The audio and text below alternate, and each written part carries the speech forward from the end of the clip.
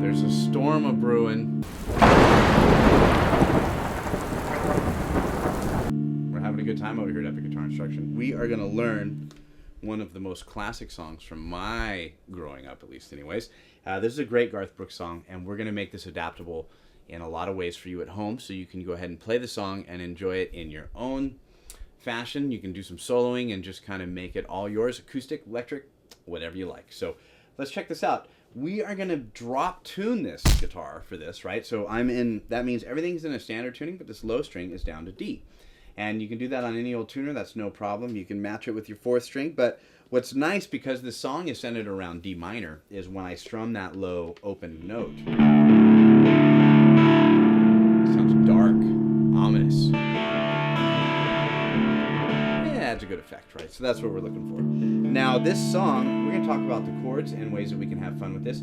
We're going to start off with a D minor chord. We're going to go to a B flat major chord. Now, a lot of times people have done bar chords in this kind of fashion where we're flattening with our 3rd finger. And it doesn't necessarily enable you to hit this high 1st string in the way that you would hear maybe this 1st fret because of the way that your finger is angled. So we are going to modify that. We're going to go old school like this. We're going to put it like this, where we have our 1st finger and then, middle, 3rd, and pinky all stuffed on that 3rd fret. We're going to try that. We're going to even use just the lower notes as a power chord if we're lazy, so we're all good there. We're still going to be totally fine. And then we're going to go to an A major chord. So a neat combo of chords there when we have a D minor to a B flat major going to an A major. Not your typical suit right there. So that's kind of cool.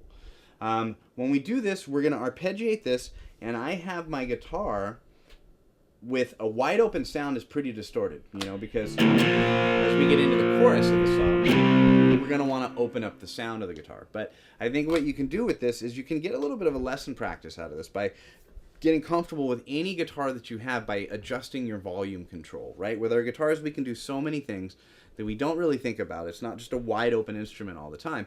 But if I use one of my other pickups involving the front position and or middle position, humbucking guitars, Les Pauls, any style of guitar, this totally function for you. Even if you can't select your pickup, just adjusting your volume down to clean it up. Sounds really good. And then I can crank it to the back pickup. I can turn up my volume and I'll be good, and it'll almost sound as though I've hit a pedal. And that makes it more fun for me at home when I'm practicing, because I don't want a lot of stuff to mess with. I just want to have my amp. I want to plug it in, play my songs, and accomplish quite a bit. So that's really good. We can go from literally this, which is pretty clean, to that, and that's wide open. A lot of dynamic range in our instruments. We can learn that from playing other people's songs sometimes. So that's what we're getting out of this one today. And we're going to look at playing our notes separated, or arpeggiating our notes. Now, if we give this a specific pattern,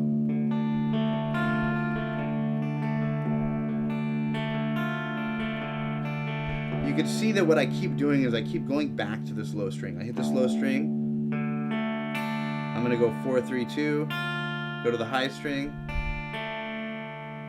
hit that low string again. It's always going to function in that kind of a fashion, in an improvised format or not, where I hit the low, establish, let's reestablish, and you keep that low string going. So you can see that there's not necessarily a heck of a lot of rhyme or reason other than just really keeping that going. But it has this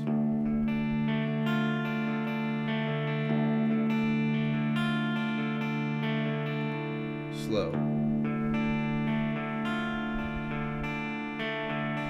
You can start with that, or that. You can see where we're just building off of this. We're going to keep the same thing to the B flat. A.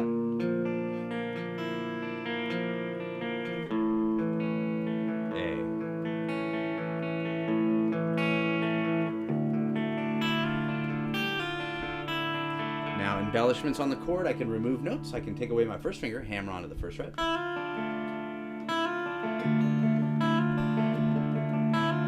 I'm just picking from a low string, skipping over that A string most of the time, guys, gotta say. Pinky on 3.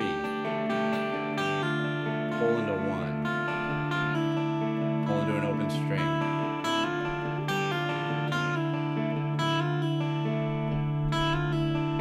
Working movement off that high E note there, or that high E string, you get some great stuff off of that D minor chord. The verse in the is pretty simple when you break it down. It's just really some arpeggiating. B flat major, A major. Now you want to fill in some nice little lead bits, if I can say it, built off of our D minor here. What if we want to play it this way?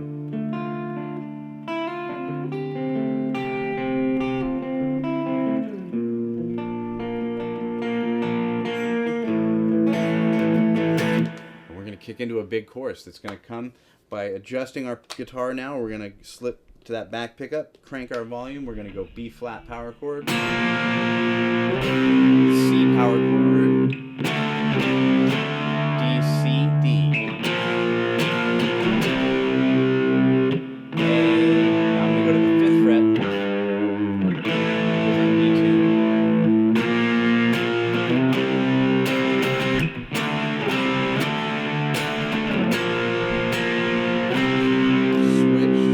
Down, and we're back. So this is how we really want to break up some of these things.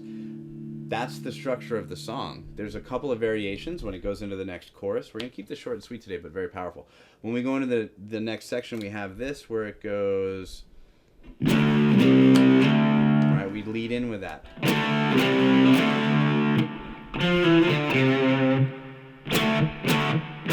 That's going to take us into our second chorus. D, C, D.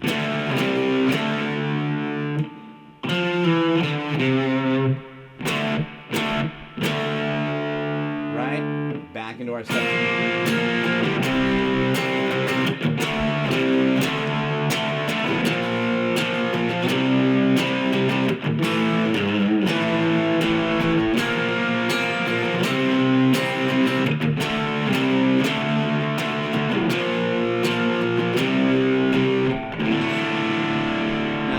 Out there like, but you missed the pre-chorus, man. I did that on purpose. We're going to go into the pre-chorus now, and the reason why is this pre-chorus is really kind of nice. It sets up what just happened. And in the arpeggiated part where we have, and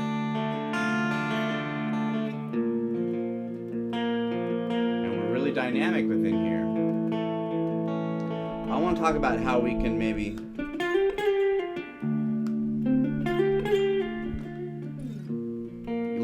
that low string to your advantage and create a new musical type of a section. Because, check my tuning here, if I hit that low string, D pentatonic. Right now, within this, we're going to say, as we get into some soloing and scales,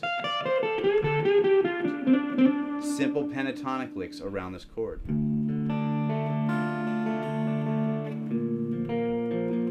Play it one time like this, and I'm going to hit the low note.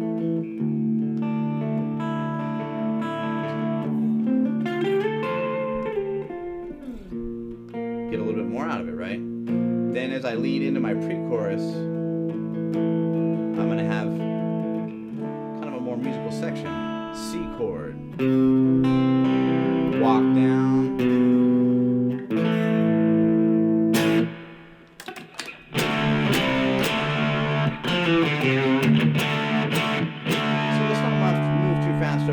There with that C chord. When I play that C chord, I start off really slow. I'm going to move my middle finger up to the 5th string on the 2nd fret, and I strum this.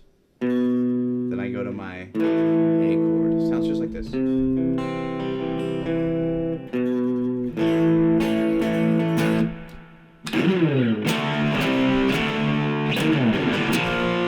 That big old rock chorus. So it's really nice arpeggiated chords with a big booming chorus. being played by power chords. And D pentatonic soloing will enable you to be able to do some nice sounding things in the comfort of your own home and just letting that low note ring.